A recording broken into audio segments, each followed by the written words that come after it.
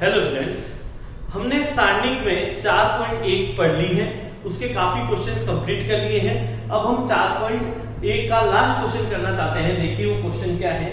Question number 5। इसमें दो question है, एक आप कर लीजिएगा, एक मैं करवा देता हूं। क्वेश्चन एक कर लेते हैं। निम्न सारणिकों में प्रथम स्तंभों के अवयवों की उप सारणिक एवं सहखंड लिखकर उसका मान भी ज्ञात कीजिए। तो देखिए हमें क्या कहा गया है, हमें कहा गया है कि हमें इनकी उप सारणिक और सहखंड दोनों लिखने हैं। तो एक सारणिक दी गई है एक क्वेश्चन मैं करवा देता हूं, एक आप कर लीजिएगा। 1 4 3 -3 -1 5 2 2 2। ठीक है, इसके मुझे क्या करना है, देखिएगा मुझे क्या करना है, इसका उप सारणिक और सहखंड निकालना है। ये हमारे लिए एक नया क्वेश्चन है, थोड़ा आराम से समझते हैं, धीरे, कोई प्रॉब्लम नहीं है, कोई जल्दबाजी नहीं है। ठीक है, धीरे धीरे समझिएगा। ठीक है, तो मैंने सबसे पहले कहा मुझे निकालना है a11 निकालना है। a11 निकालना है तो इसके लिए क्या आंसर आएगा, ये कट गया, ये कट गया, कितना आया -1, फिर आया 2, फिर आया 5, फिर आया 2। तो a11 बराबर आएगा मेरे पास -2। ठीक है, और यह आएगा -10। तो जो a11 की वैल्यू आई है वो -12 आई है। ठीक है, अब मुझे निकालना है f11। तो ये क्या है, धनात्मक। ये देखिए 1 + 1 सम है तो यहाँ आ जाएगा -12। इस तरीके से प्रथम स्तंभ के सापेक्ष बोला गया है, पंक्ति के सापेक्ष नहीं बोला गया है। अब मुझे निकालना है a21। मुझे क्या निकालना है, a21। तो देखिए इसका दमन कर दिया, इसका दमन कर दिया, क्या बचा, -3 2 5 2। तो जो a21 की वैल्यू आएगी, यहाँ कितना आने वाला है, -6, और यहाँ आने वाला है -10। तो यहाँ कितना आने वाला है, -16। लेकिन a21 ये क्या है, आपके पास विषम संख्या है, तो जो f21 की वैल्यू आएगी वो माइनस से ही -16 प्राप्त होगी। तो हमें जो आंसर मिलेगा वो एंड में पॉजिटिव मिलने वाला है। ये हमारे लिए उप सारणिक है, सहखंडज है, उप सारणिक है, सहखंडज है। इसी के साथ अब मुझे निकालना है a31। a31 में क्या करने वाला है, ये कट गया, ये कट गया, तो क्या बचने वाला है, -3, बचने वाला है 2, बचने वाला है -1 और 2। ठीक है, तो यहां से जो a31 की वैल्यू निकल के आएगी वो -6 +2 निकल के आएगी, ये -4 रहेगा, और जो f31 रहने वाला है वो भी -4 ही रहने वाला है, क्योंकि वहां पे वो संख्या सब हो चुकी है। इस तरीके से आपको क्या निकालनी है, उप सारणिक और सहखंडज निकालने हैं। एक क्वेश्चन मैंने करा दिया है, एक क्वेश्चन आप खुद करेंगे, ये आपके लिए होमवर्क रहेगा। वीडियो पॉज कीजिए, नोट डाउन कीजिए।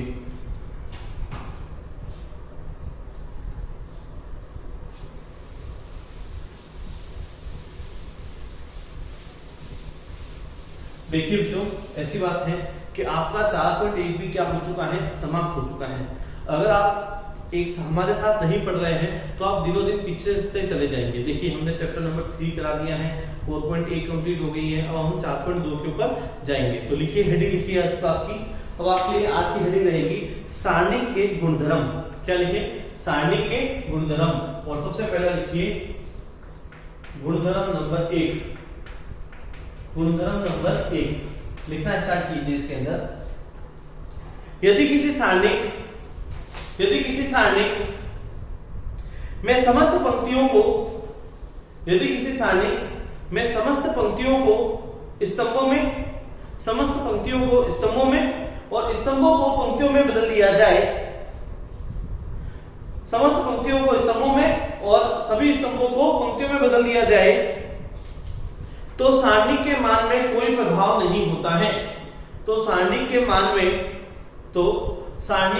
में कोई प्रभाव नहीं होता है। वापस सुन लीजिए, एक बार वापस बोल रहा हूं, क्या है, यदि किसी सारणिक में सभी पंक्तियों को स्तंभों में और सभी स्तंभों को पंक्तियों में बदल दिया जाए तो उस सारणी के मान में कोई प्रभाव नहीं होता है। ये आपको लिखना है। ठीक है, क्या कहना चाहता है, जैसे आपने निकाला, इसके लिए हम एक छोटा सा एग्जांपल करके देखते हैं कि क्या ये सही है या नहीं है। मैंने कहा ए बराबर यहाँ रखा 1 2 3, फिर मैंने रखा 2 3 1, फिर मैंने लिख दिया 1 1 1 और मैंने इसका मान निकाला।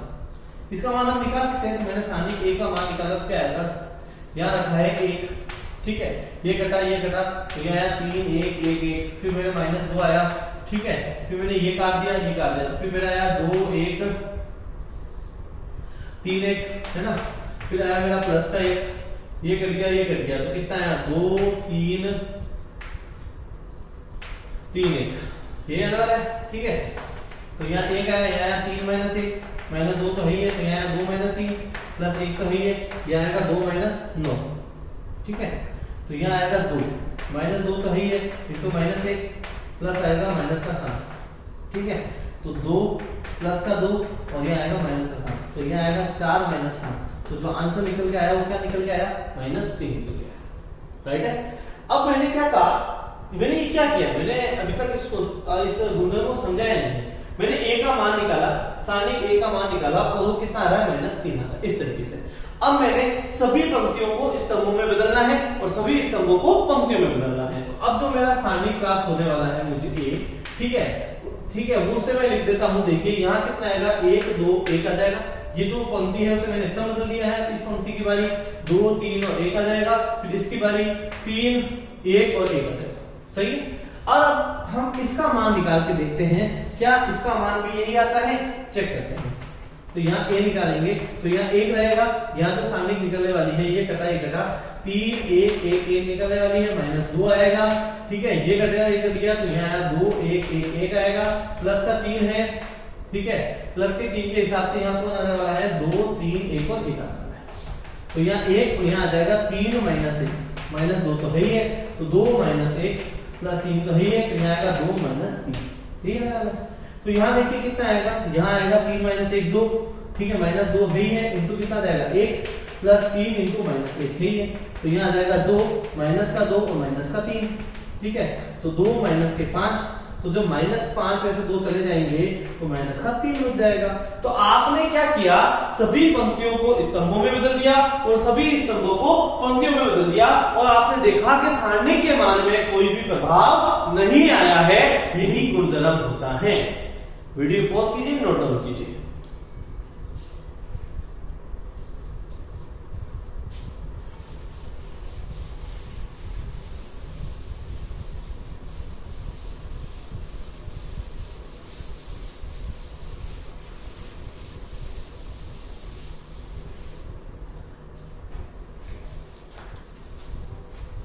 गुणधर्म नंबर 2 लिखें। गुणधर्म नंबर 2, यदि किसी सारणी में 2 पंक्तियों और 2 स्तंभों को परस्पर विनिमय किया जाए, लिखें, यदि किसी सारणी में 2 पंक्तियों और 2 स्तंभों को परस्पर, यदि किसी सारणी में 2 पंक्तियों और 2 स्तंभों को परस्पर विनिमय किया जाए तो सारणी का संख्यात्मक मान तो वही रहता है, तो सारणी का संख्यात्मक मान तो वही रहता है, सारणी का संख्यात्मक मान तो वही रहता है, लेकिन उसका चिन्ह बदल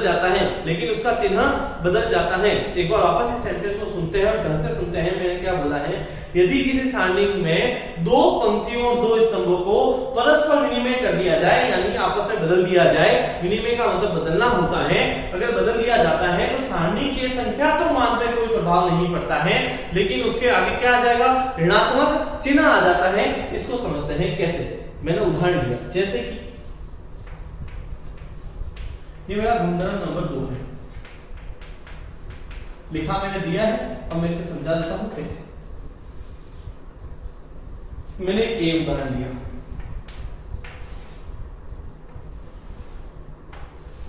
ठीक है, मैंने ए उदाहरण लिया, ये है 5 1 2 2 1 2 3 1 1, ये कोई एग्जांपल है, ठीक है। इसी को मैंने परिवर्तित कर दिया, मैंने आपस में पंक्तियों को स्तंभों में, ठीक है, 2 पंक्तियों 2 स्तंभों के परस्पर विनिमय की बात हो रही थी, मैंने यहाँ ए निकाला, ये निकाल के मैंने यहाँ लिख दिया 1 1 1, फिर मैंने यहाँ लिख दिया 5 2 3 और यहाँ लिख दिया 2 2 1। अभी मुझे ये नहीं पता जैसे मुझे नहीं बताना कि इसका मान समान आएगा नहीं आएगा, ठीक है। अब मैंने इसको हल किया, देखिए मैंने क्या किया, पहली पंक्ति को दूसरी पंक्ति में बदल दिया है। और जो दूसरी पंक्ति थी उसे मैंने क्या बना दिया है, पहली पंक्ति, यानी दो पंक्तियों का परस्पर विनिमय करा दिया गया है। क्या कराया गया है, दो पंक्तियों का परस्पर विनिमय करा दिया गया है, दोनों को आपस में बदल दिया गया है, ये मैंने किया है। तो अब देखिए हम क्या कर रहे हैं, हम इसका मान निकालते हैं। 5 लिखते हैं और इसका मान मैं डायरेक्ट निकालना चाहूंगा 5, क्योंकि मैं आपको सिखा चुका हूं, ये कट गया, ये कट गया, 1 into 1 होता है, और यहाँ 2 होता है, -2 हो ही जाएगा, ये कट गया, ये कट गया, तो 1 - 2 आता है, प्लस का 3, फिर ये कट गया, ये कट गया, तो यहाँ 2 - 2 आता है, तो 5 into -1 आया है, -2 into -1 आया है, प्लस 3 into 0 आया है, तो यहाँ माइनस का 5 और प्लस का 2 और प्लस का 0 आया है, तो जो आंसर आया है वो -3 आया है। इसी प्रकार इसको भी हल करके देख लेते हैं, तो हमें पता चल जाएगा कि हमारे द्वारा जो नियम पढ़ा गया था वो सही है या नहीं है। ठीक है, इस a डैश का भी मान निकाल के देख लेता हूं मैं। यहाँ 1 रखता हूं, ये घटा तो 2 - 6 आएगा, -1 आया, ये कट गया, ये कट गया, तो ये 5 - 3 दूनी 6 आएगा, 5 - 3 दूनी 6 आएगा, प्लस 1 आया, ये कट गया, ये कट गया, 5 दूनी 10 - 2 दूनी 4 आया।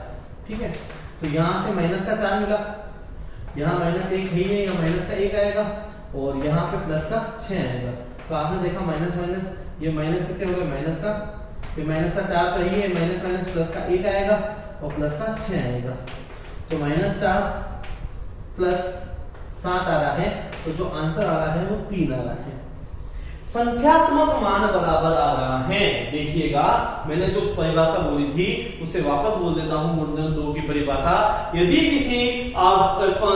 किसी सारणिक की 2 पंक्तियों या 2 स्तंभों को आपस में परस्पर विनिमय करा दिया जाए या बदल दिया जाए, ठीक है, तो उनका संख्यात्मक मान तो वही रहता है, 3 है, जिसका भी 3 आ रहा है, लेकिन उसके चिन्ह में परिवर्तन आ जाता है। यहां माइनस था तो यहां क्या आ गया, प्लस आ गया। ये दिख रहा है आपको परिवर्तन, यहाँ माइनस है तो यहाँ क्या आ रहा है, प्लस आ रहा है। तो इसी परिवर्तन से हम समझ सकते हैं कि सारणी का जो गुणधर्म नंबर 2 है वो क्या कह रहा है कि आपको 2 पंक्तियों और 2 स्तंभों को परस्पर विनिमय कराना है। उनसे कराने पर आपका संख्यात्मक मान तो वही रहता है, बस आपके आगे माइनस चिन्ह आ जाएगा। वीडियो पॉज कीजिए, नोट डाउन कीजिए।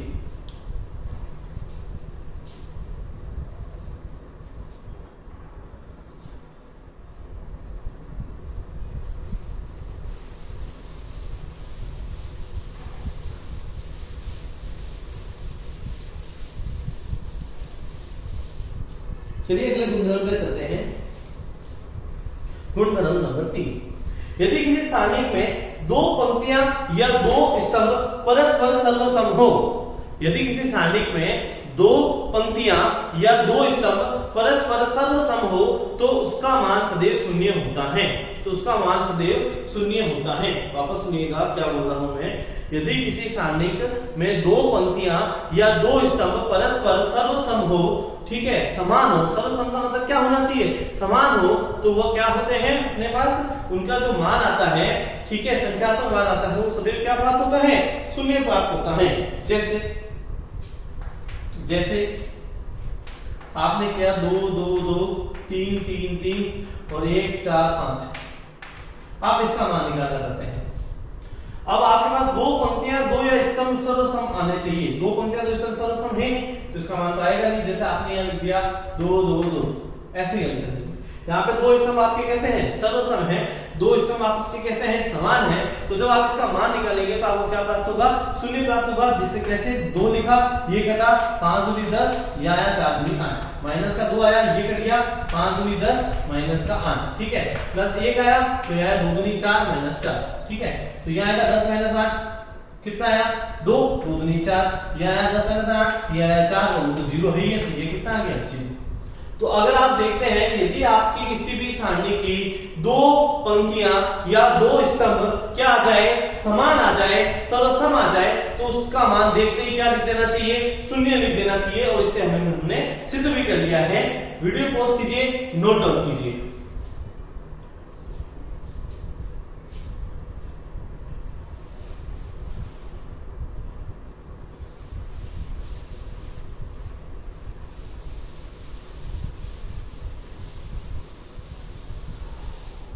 देखिए 3 गुणधर्म हम पढ़ चुके हैं, अब हम पढ़ते हैं चौथा गुणधर्म। आज हमारा जो चौथा गुणधर्म है लिखिएगा, यदि किसी सारणी में एक पंक्ति या एक स्तंभ के, यदि किसी सारणी में एक पंक्ति या एक स्तंभ के सभी अवयवों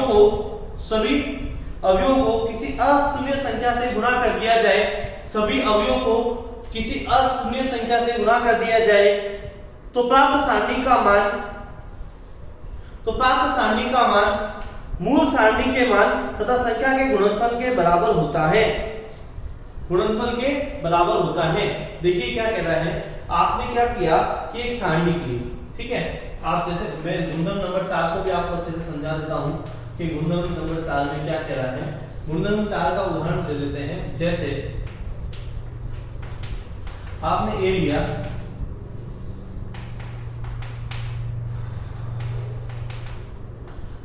A1 A2 A3 B1 B2 B3 C1 C2 C3। पहली चीज ये कह रहा है कि इसके प्रत्येक अवयव को यदि आपने अशून्य संख्या से गुणा कर दिया तो उसका जो मान होगा वो मूल सारणी से भी गुणा हो जाएगा। जैसे मैंने पहली पंक्ति को k से गुणा कर दिया है तो मुझे ak प्राप्त हो जाएगा, और जो राशि प्राप्त होगी वो प्राप्त होगी k1 kb1 kc1, यहाँ A2 रहेगा या B2 रहेगा या C2 रहेगा या A3 रहेगा या B3 रहेगा या C3 रहेगा। अगर मैं आपको अवयव की बात याद दिला दूं तो अवयव में अधिक संख्या प्रत्येक अवयव से गुणा होती है, लेकिन सारणी में ऐसा जरूरी नहीं है। आप किसी भी एक स्पेसिफाइड पंक्ति या स्तंभ को गुणा कर सकते हैं। जैसे मैंने पहली पंक्ति को गुणा किया है, हो सकता है ये दूसरी पंक्ति को गुणा होती, हो सकता है ये तीसरी पंक्ति को गुणा होती, हो सकता है ये पहले अपने पास में स्तंभ को गुणा हो सकती है, हो सकता है ये दूसरे स्तंभ को गुणा हो सकती है, हो सकता है ये तीसरे स्तंभ को गुणा हो सकती है। तो इसमें कुछ भी हो सकता है। तो आपको ये चीज देखनी है कि ये कहा गया है कि अगर आपका किसी भी पंक्ति से स्तंभ से आपने गुणा कर दिया तो मूल सारणी से भी वो चीज क्या हो जाएगी, गुणा हो जाएगी। अगर आपने तीनों पंक्तियों में की है तो यहाँ k क्यूब आएगा, यदि दो पंक्तियों में किया है तो k स्क्वायर आएगा, यदि आपने एक पंक्ति में किया है तो k आएगा। जैसे मैंने इसमें भी k से गुणा किया, तृतीय पंक्ति में भी k से गुणा कर दिया और तृतीय पंक्ति में भी k से गुणा कर दिया, तो जो मुझे मूल मिलने वाला है सारणी उसके मान में k इंटू k आएगा। ये आपको समझ में आना चाहिए। वीडियो पॉज कीजिए, नोट डाउन कीजिए।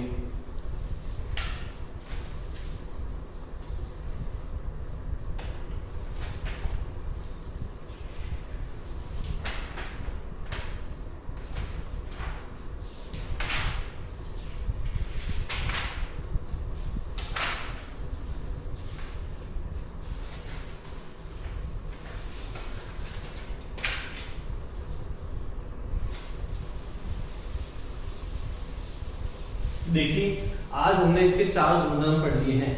अगर आपको 3 नंबर चाहिए, मैं आपको फैक्ट बता रहा हूं, यदि आपको बोर्ड में 3 नंबर चाहिए, इसमें से 100% 3 नंबर का क्वेश्चन आता है और सिद्ध करने वाले क्वेश्चनों में से रहता है सिद्ध कीजिए की, और वहां लिखा हुआ आएगा उचित गुणधर्मों का प्रयोग कर सिद्ध कीजिए। तो ये उचित गुणधर्म ये 4 ही तो हैं जो मैंने अभी पढ़ाए हैं। अभी मुझे और भी गुणधर्म पढ़ाने हैं, ठीक है, वो मैं आपको अगले वीडियो में पढ़ाऊंगा, लेकिन आपको ये सारे गुणधर्म अभी तक पढ़ने हैं। मैं एक साथ सारे गुणधर्म इसलिए नहीं पढ़ा रहा क्योंकि आपको समझने में थोड़ी प्रॉब्लम रहेगी, इसलिए आपको ये 4 गुणधर्म पढ़ाए हैं उन्हें अच्छे से पढ़िए, उनके ऊपर एग्जाम्पल कीजिए, कोशिश कीजिए कि वो आपको समझ में आने चाहिए। अगर आपको कोई भी प्रॉब्लम आती है तो आप हमसे पूछ सकते हैं, आप कमेंट कर दीजिए, आप व्हाट्सएप पे पूछ लीजिए, आपके ग्रुप में पूछ लीजिए, आपके पास बहुत सारे तरीके हैं पूछने के, आप किसी तरीके से हमें पूछ सकते हैं, ठीक है। लेकिन आपको ये सारे गुणधर्म समझ में आने चाहिए। यदि आपको सारे गुणधर्म समझ में नहीं आ रहे हैं तो आपके लिए बहुत बड़ी प्रॉब्लम हो सकती है और आपको इसके कोई भी क्वेश्चन समझ में नहीं आएंगे। आपको पता ही नहीं चलेगा कहां पंक्तियां सर्वसम हो गई, कैसे मैंने प्रसार किया, कैसे मैंने सहखंडित लिखा, कैसे मैंने उपसारणिक लिखा, तो ये जो सारी चीजें हैं ये आपको समझ में आनी चाहिए। उपसारणिक कैसे लिख रहे हैं, सहखंडज कैसे लिख रहे हैं, ये सारी चीजें आपको पता होनी चाहिए। जब तक आपको पता नहीं होगी आप नहीं पढ़ पाएंगे, आपको समझ में नहीं आएगा। तो मैं आपसे बार बार हर वीडियो में कम से कम 1 या 2 मिनट या 5 मिनट आपको ये समझाता रहता हूं कि आप पढ़ते रहिए। आप नहीं पढ़ेंगे तो आपको प्रॉब्लम होगी। अगर आप पढ़ रहे हैं, आप डेली का डेली पढ़ रहे हैं, तो आपको कोई प्रॉब्लम नहीं होगी। हम क्या दे रहे हैं, हम 20 मिनट 25 मिनट 30 मिनट पढ़ा रहे हैं, उसके अंदर आपको क्या लगता है कोई 10-15 क्वेश्चन होते होंगे? नहीं, क्वेश्चन होते हैं 4, क्वेश्चन होते हैं 5। अगर हम ढंग से समझे, अगर कोई ढंग के क्वेश्चन आ गए तो 2 ही क्वेश्चन होते हैं। तो उस चीज को समझिए, पढ़िए। कोई भी प्रॉब्लम हो तो बार बार पूछिए, हमें बताने में कोई दिक्कत नहीं है। लेकिन जब तक आप पूछेंगे नहीं, हमें पता नहीं चलेगा कि आपको क्या समझ में नहीं आया है। थैंक यू, पढ़ते रहिए, बढ़ते रहिए।